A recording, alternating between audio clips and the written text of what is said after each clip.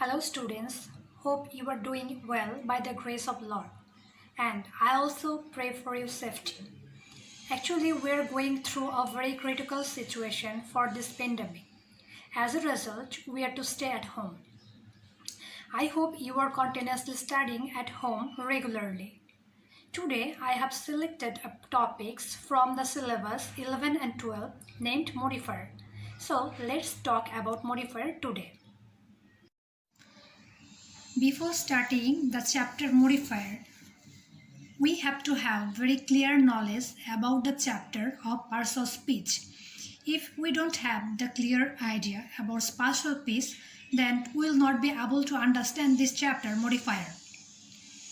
So, dear students, here in the screen we can see the definition of modifier. A modifier changes the meaning slightly. Actually, it is used to modify the meaning or to clarify the meaning more clearly.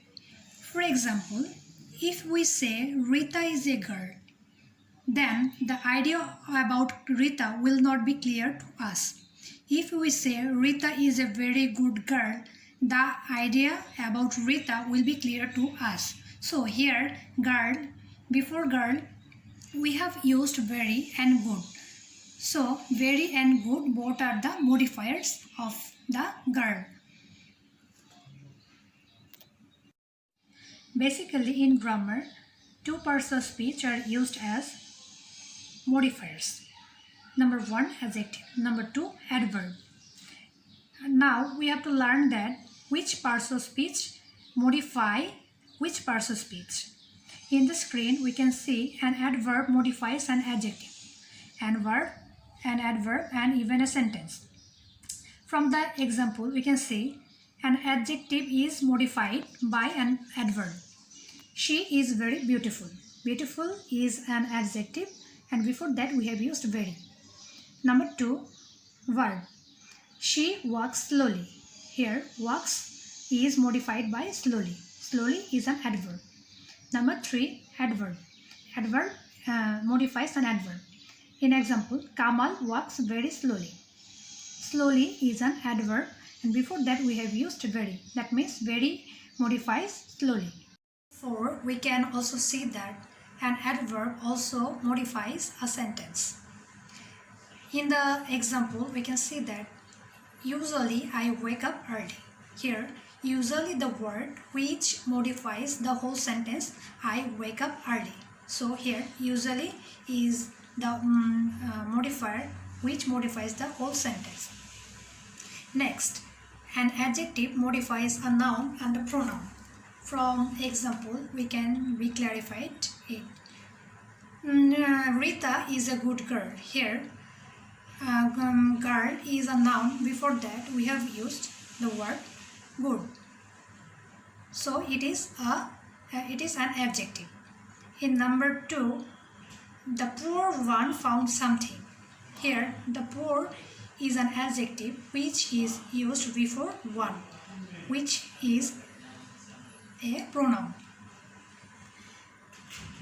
Now, we all know that there are two types of modifiers. Number 1, pre-modifier, and number 2, post-modifier. You know that pre means before and post means after. So, in the definition, we can see that the modifier which are used before the modified word are called pre-modifiers, and the word which are used after the modified word are called the post-modifier. From the example, we can be clear. Rita is a good girl. Here, good is a pre-modifier because it has used before girl. She studies regularly. Regularly is the post modifier because it has used after studies. Know that an adjective and an adverb are used as modifiers, except that different types of topics are also used as modifiers. Among them, determiners, intensifier, infinitives, participles are remarkable. Now we will discuss all the topics one by one. Number 1, determiner. If we tell about determiner, especially it indicates A and D. Here, determiners are, these topics are also considered as determiners, such as demonstratives. What are the demonstratives? These, that, these, those, they are used as demonstratives. Next, possessive. From the our childhood, we are very known to about possessives. Possessives are my, our, your, his, her, its, their. Next topic is numerals. Numeral means numbers. Numbers can be cardinal, ordinal, multiplication. So here we have used 2, 3, double, triple, twice, once. These are used as numerals. Quantifier. Quantifier is the word that is used for the measurement. So here we can see the example: many, some, any, all, both, every, etc. They are used as quantifiers. In number 2, intensifiers. Actually, intensify depends the meaning. Actually, it intensifies the meaning. So the word that depends the meaning of the sentence, that are called intensifiers. Here the example we can see: very, much, so, more, a lot of, extremely, generally, etc. In number 3, infinitive. Infinitive means to plus the base form of verb. Here is the example: to go, to eat, to run, etc. Number 4, participle. There are three types of participles: present participles, past participle, perfect participle. What is present participle?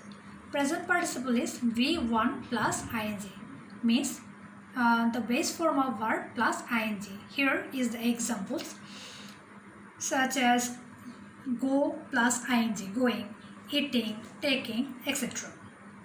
Past participle means past participle form of verb, such as done, taken, made, etc. In third example, we can see perfect participle. Perfect participle means having plus V3, means past participle having plus past participle form of verb, such as having taken, having done, having made, etc. are the example of perfect participle. Right? We are seeing noun adjective. Noun adjective means if two nouns sit together, the first noun is considered as adjective. So here in the example we can see that computer operator. Here computer is a noun and operator is another noun. So here computer has become an adjective. Another example we can see football match, etc. These are the examples of noun adjective. Number 6, compound words. Compound words. If two or more than two words constitute one word, is called compound words. Here in the example we can see hard is one word and working is another word. So these two words constitute a word. That means hard working. The another word is newcomer. These are the examples of compound word. Number 7, prepositional phrase. Prepositional phrase. In prepositional phrase, it is started with an preposition and ends with a noun. So it is called prepositional phrase. In the example, you can say in the river. Here it starts with in and ends with river. So in the river, with the sheep in the morning. So in every example, we can see it has started with with a preposition and ends with a noun. Number 8, appositive. Appositive is a very important topic in English grammar. So, actually, appositive means appositive or apposite means it gives extra information about noun or pronoun. Here we can see in the example, Rananda Prasad Saha, a philanthropist, established Bharateshwari homes. Here, Rananda Prasad Saha, the noun, and a philanthropist is a apposition of Rananda Prasad Saha, because a philanthropist is extra information about Rananda Prasad Saha. It is also noted that a noun or noun phrase, an apposition is work as a noun or noun phrase. It doesn't work as an adjective. Number 9, relative clause. In clause, we have seen a subject and a finite verb.